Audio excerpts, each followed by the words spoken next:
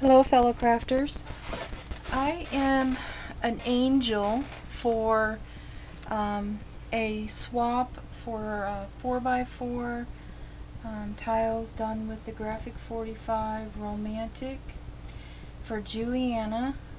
She is I Love Vintage Scraps on YouTube. She had asked me if I'd like to be your angel, and I said sure. I've never worked with this paper before, and I love it. I had to order it, and I know a lot of you have seen it before already, but I'll go ahead and show you some of it real quick, run through it. It is just beautiful. I am in love with this paper. Well, I had bought stamps at Michael's. I knew it was Graphic 45, but I didn't know which line of paper it went with, and so happens it went with the Romantique. And this is one of the images, or the stamped images, and these are two. These little keys, and then the couple, and then this again.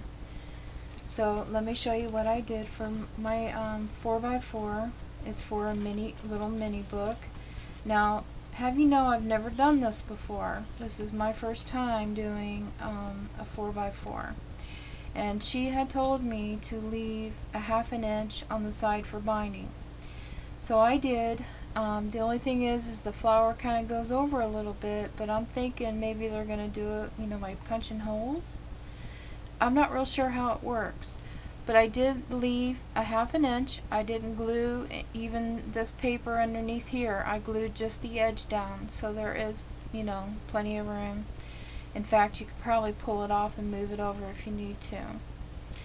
Okay, what I used was the Graphic 45 paper. I turned the corner down. I did, I distressed the edges. Turn the corner down. I cut a little piece of this paper and turned it the other direction behind it. I used a music stamp to stamp onto the paper. Now everyone had a paper to do their page with, and mine was this one here. I mean, I got this one. Look at all the pretty paper everybody else got. No, I'm teasing. No, I had a blast with this, and this is the back of it. I used one 12x12 to do all of these. I stamped the image, and I distressed the edges. The inks that I used were Tim Holtz. I used the tea dye and the walnut stain. And this is a Tim Holtz ticket. Now my flower was an inspiration from Juliana. She had sent me this flower, and I think she used the Tim Holtz dye with it too, so that's what I used. And I cut out 3 of the big ones, and then 3 of the medium-sized ones, and then I lit a little candle, and I took my tweezers and I held it over the candle, and just enough heat to curl the edges so it would give a nice little curled petal. And then this is a real vintage button. They're not all matching. There's 3 different ones on these 3 here. But, when you have vintage buttons, you can't, I didn't have all of them. And this trim here is just the plain white trim that I picked up from Hobby Lobby. Oh, I can't find it. Here's a couple. These are ones that I've experimented with. I couldn't decide to go with either silver or this grayish black. But anyways, it comes in white, and I color it myself. And the colors I used to color them was Coffee Shop and Latte. These are my favorite. I love Latte and Coffee Shop. And then also the leather one. Those are my favorite colors so far. But this is this side, And then on this side, I did the Tim Holtz tape across the top. Just went right across the top. This is the black chipboard that I used to make it with. Then this trim here I picked up at Walmart, and this trim here is from Hobby Lobby. In fact, it was $2.99 and I got it for $1.50 today. It's 50% off. Isn't it beautiful? And it matches it perfect. So what I did was I cut the top off of it, and I used 2 of the little scallops as a pocket. And then in the bottom I kind of did a little spiky thing down here. This is a Wild Orchid Craft flower. Now on the edges I did something a little different, because this ribbon here, if you don't do anything to the edges, it's going to fray. So I used the Tim Holtz, I think it's like a dictionary tape, on the edges before I cut it, and I just left it on there. I thought it looked really cute. I mean, I normally would have been using tape, but as you can see, it is already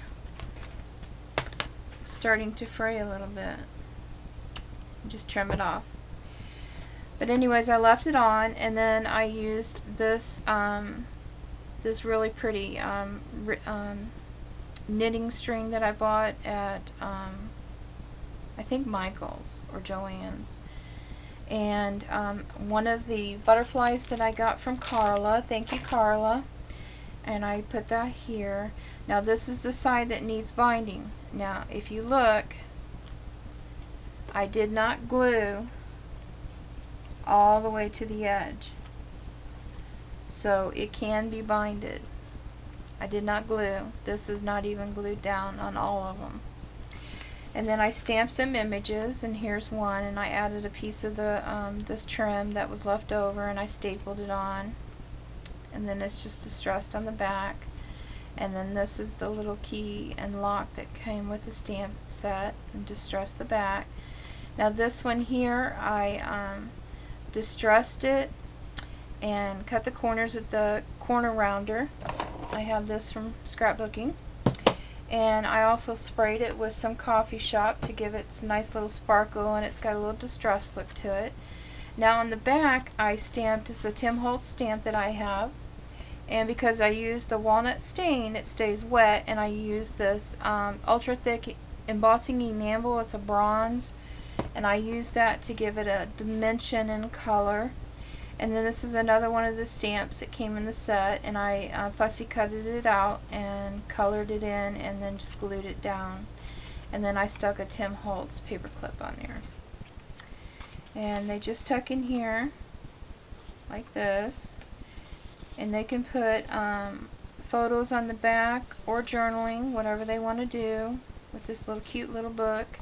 Now this sticks out, but I'm sure because I did the back, it shouldn't be a problem. But I hope you like my 4x4s that I made with the Graphic 45 Romantique. I'm in love with. I also have the Circulet. I'm going to be doing something with that, so be looking forward to some more videos. Hope I don't bore you with things you've already seen. I just started, so thank you for watching, and have a good evening.